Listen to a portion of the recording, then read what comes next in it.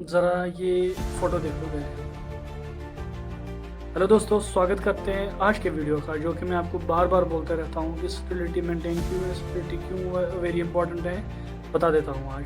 हमारे पास एक पेशेंट आया जो कि 15 दिन पहले डिस्चार्ज हुआ था, एक गवर्नमेंट हॉस्पिटल में एडमिट था, वहाँ से डिस्चार्ज हुआ था। बताऊँगा नहीं नाम उसका, ना उसने बता दिया हमको, उसने सिर्फ ये बताया कि गवर्नमेंट हॉस्पिटल में ट्रीटमेंट हो रहा था। वहाँ से जब ये एडमिट हुआ, हमने क्या देखा, इसकी कंप्लेन थी कि मेरा जो लेफ़्ट आर्म है इसको फिस्टुला भी था इस साइड। बोला कि मेरी बहुत ज़्यादा पेन है यहाँ पर और बहुत हार्ड सा हुआ है एरिया यहाँ पर। कुछ दिन पहले मैं एडमिट था, वहाँ पर कैमरा लगा था यहाँ पर।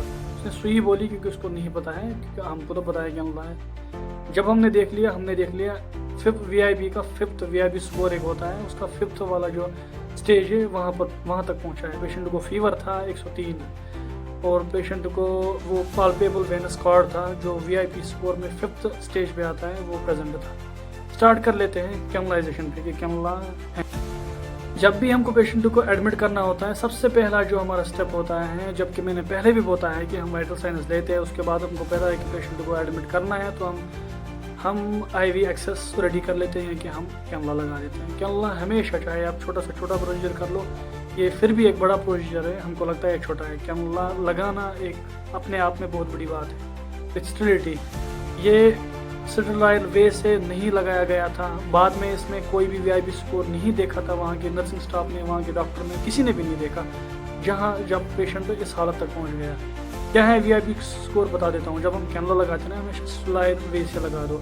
हमेशा जहाँ पर भी आप ये साइड जो प्रिपेयर कर रहे हो, वहाँ पर अच्छे से जो कॉटन स्वैब्स होते हैं, अल्कोहल स्वैब्स होते हैं, उसे सर्कुलर वे में अच्छे से फ्रॉम इनसाइड से आउटसाइड उसको अच्छे से स्टेराइल कर लो, फिर आप कैमरा लगा दो। और पुश बैक, फ्लश बैक अच्छे से देख लो, बाद में नॉर्मल सलाइन से फ्लश कर लो अच्छे से, और पेशेंट को पूछ लो कि पेन तो नहीं हो रही है फ्लशिंग के टाइम। अगर पेन हो रही है तो इमीडिएटली उसको रिमूव कर दो, दूसरी जगह लगा दो।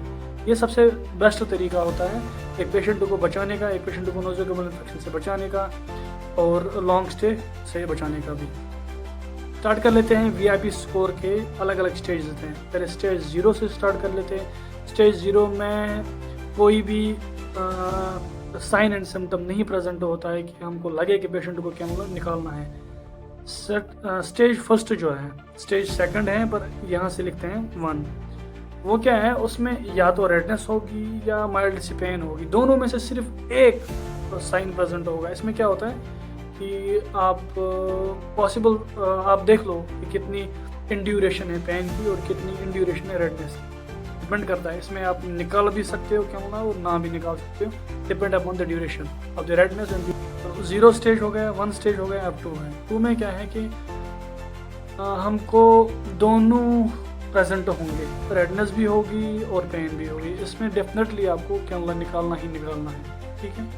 अगर आपको लगे भी कि नहीं पेशेंट रनिंग में है, पर पेशेंट को पेन हो रहा है जब आप फ्लश कर रहे हो, तो निकाल दो, ठीक है ना। आप क्यों अगले स्टेज तक पहुंचना है। ये हो गया।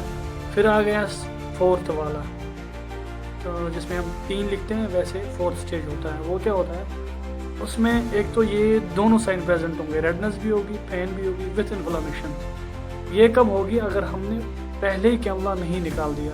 जब सिर्फ रेडनेस और पेन थी तब हमने कैमरा नहीं निकाला, हमने इसको इन ही रखा, तो ये पहुंच गया स्टेज तक, स्टेज 4th पे, जिसमें पेन भी होगी, इन्फ्लेमेशन भी होगी और रेडनेस भी होगी। फिर आ गया स्टेज 5th, लिखते हैं 4 हम। उसमें क्या होता है, उसमें एक ये सारे सिम्टम होंगे, रेडनेस होगी, इन्फ्लेमेशन होगी, पेन होगी, प्लस क्या होगा, उसमें पाल्पेबल वेनस कॉर्ड होगा। ये 5th है।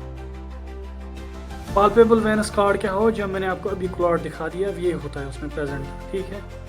अब आ गया एंड स्टेज, जो पीक स्टेज होती है, जिसमें हमको पेशेंट को फिर लॉन्ग स्टे होता है, पेशेंट को फीवर होता है। एक तो ये सारे स्टेज होते हैं इसमें प्रेजेंट, यानी कि एक रेडनेस भी होगी, स्वेलिंग भी होगी, पेशेंट को पेन भी होगी और पेशेंट को पाल्पेबल वेनस कॉर्ड भी होगा, प्लस फीवर।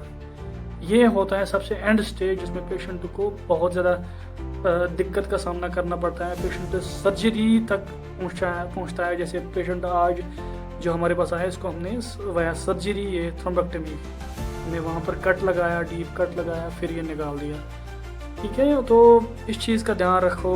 एक पेशेंट की एक हमारे, आप इसको खाली एक पेशेंट ना समझो, ये किसी का कमाई का ज़रिया होता है, किसी के घर में खाली ये एक अर्निंग हैंड होता है, चाहे ना भी हो, किसी का बाप होता है, किसी की माँ होती है, किसी का बेटा होता है, किसी का औलाद होता है। तो ये सब चीज़ें ना कर लो प्लीज़ प्लीज़, इसको एज ए फैमिली मेम्बर लिया करो हमेशा पेशेंट को, ताकि जैसे आप ये सोचो कि अगर मेरे घर में से किसी को ये प्रॉब्लम हो जाए तो हम उसको कैसे ट्रीट करें, वैसे ही बाकी पेशेंटों को भी ले लिया करो, ठीक है। स्पेशली मैं ये गवर्नमेंट हॉस्पिटल में ज़्यादा हो रहा है, बहुत ज़्यादा हो रहा है, वहाँ बहुत ज़्यादा नेग्लिजेंसी है, कोई पूछने वाला नहीं है, कोई बताता नहीं है कि ये क्यों हो रहा है, कैसे हो रहा है, कोई राउंड नहीं हो रहा है वहाँ पर, कोई इंस्पेक्शन नहीं हो रही है, चल रहा है काम, चलने दो। चाहे पेशेंट को इन्फेक्शन पहले TLC 10,000 आया, फिर TLC 20,000 40,000 तक जाए, क्यों हो गया, कैसे हो गया, कोई नहीं पूछने वाला है।